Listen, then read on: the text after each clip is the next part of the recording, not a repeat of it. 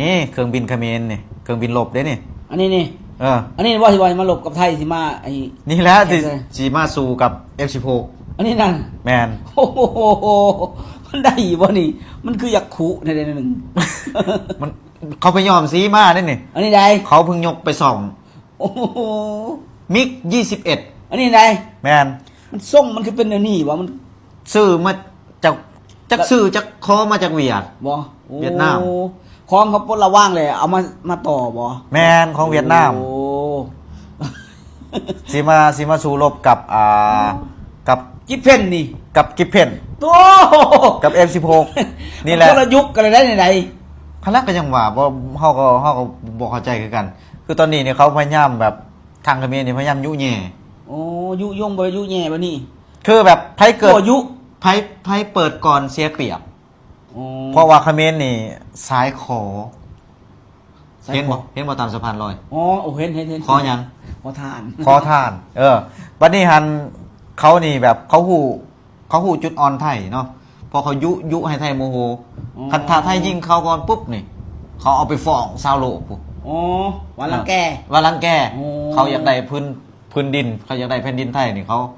สิเฮ็ดสไตล์แบบนี้เห็นบ่ทุกวันนี้เขาพยายามยั่วยุเครื่องบ่ได้แล้วเครื่องบินปีกฮักก็เอามาโซ่เครื่องบินที่บ่มีคุณภาพนี่เห็นบ่นี่เขาเห็นคนใส่รถจะเคยเห็นบ่เครื่องบินคนใส่รถอันนี้รถยังนี่จักรถอีรถเทเลอร์รถลากนี่รถลากแม่นรถลากเอามาคนเครื่องบินเมืองได้เขาเห็นประเทศได้เขาเห็นบ่มีดอกประเทศเขมรเฮ็ดได้นี่นี่แหละนี่เครื่องบินที่สิเอามาลบกับไทยโอ้ยของไทยเขาจวดจากภาคใต้จึกฮอดภาคเหนือแป๊บเดียวเลยคิดเพ่นน่ะแนมบ่ทันดอกเข้าใจบ่ว่าอยากโซ่กามดาบอ๋ออยากอวดใส่ไทยประมาณว่าอันนี้แค่เครื่องบินได้นี่อยากเห็นรถถังบ่มีรถถังอีกบ่มีอาจจะบอกแล้วมันอวดรถถังอีกนี่โชว์รถถังเต็มคาราเบลเลยนี่ใช่เบิ้งนี่เด้อนี่เ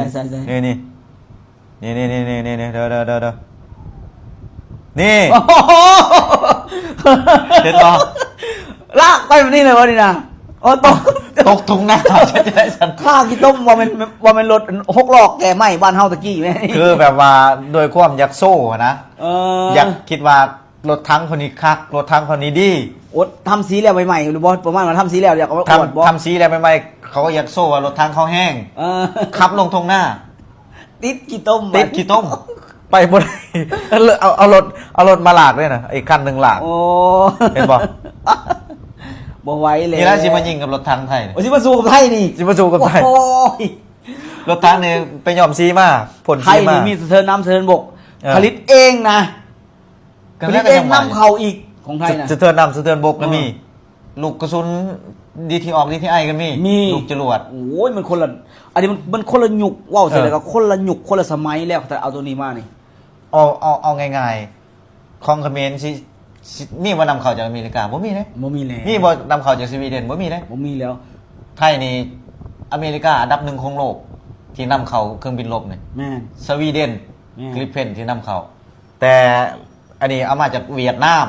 ของเวียดนามเขาบ่ใส่แล้วเขาแปลว่าเขาปลดประจำการแล้วบ่เอามาซ่อมคันของดีไผสิขายให้เจ้ามันแพงใช่เจ้าบัดมีปัญหากับเจ้าไม่ยิงเขาเนี่ยเขาบ่ขายให้เด้เขาควันเขาอ่านเกมเลยว่าค่อยขายให้เจ้าต้องได้ลากแบบนี้ให้หมดนี่ลากกันไปนี่โอ้มันเหมือ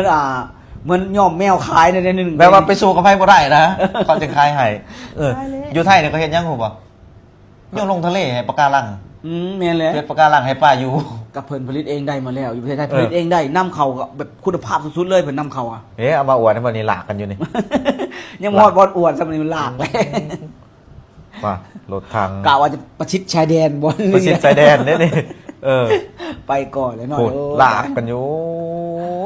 มาโซ่รถทางอันนี้ซ้ำนี้บ่อยากเบิ่งอันนั้นบ่อันใดเสียเครื่องบินมีอีกเฮลิคอปเตอร์เอามาโซ่เฮลิคอปเตอร์โซ่ดีๆล่วงนี่เห็นบ่โอ้มึงเห็นบ่โอ้ไปเลยนี่ตอนดึงออกลากออกยังดีโอ้ยังเท่แบบยังสียังดีอยู่เนาะพอขึ้นไปจะได้คูเอารถยังมาหลากรถทหารบ่รถทหารเห็นบ่คูออกเนาะ เห็นแล้วก็ยังว่า เป็นสากเป็นสินไป โอ้ยเขาเห็นแต่ละอย่างเขาบ่อยากบอกเลย เป็นแนวนี้เนาะ เออเรือรบก็มีได้ อืม เรือรบนี่เรือหางยาวเขาใส่ ว้าย เอ้า มันสิหลบได้ติ จากแล้วบ้านเขาก็ใส่แนวนี้เนาะ บ่ เขาก็แปลกว่าบ้านเขาใส่เรือรบหรือเรือหางยาวนี่เห็นบ่ นี่เป็นลีเนาะ เครือเขาแข็งก็ได้นี่ นั่นนี่ เครือเขาพายได้นี่พูดเรือรบเขาพูด โอ้เนาะโอ้คุณน่ะโอ้ใส่เสื้อหางยาวนี่เนาะเฮือ นั่นน่ะว่าเขาก็แปลกว่ะเพื่อประเทศไทยเพื่อรบเพื่อดำน้ำ มีทั้งเรือดำน้ำเรือหลวง เรือดำน้ำลุงตู่ แมน โอ้ฝึกขับรถ พี่อ่ะบ่ ฝึกขับรถ ฝึกขับรถบ่ยังไง ทหารฝึกขับรถ มาพิงเสานี่นะ เอายังเคินเอาใบพัดลมเห็ดพวงมาลัย โอ้ โอ้ฝึกขับรถ มันจะเป็นอยู่บ่นี่ จังหวะเลยว่ะ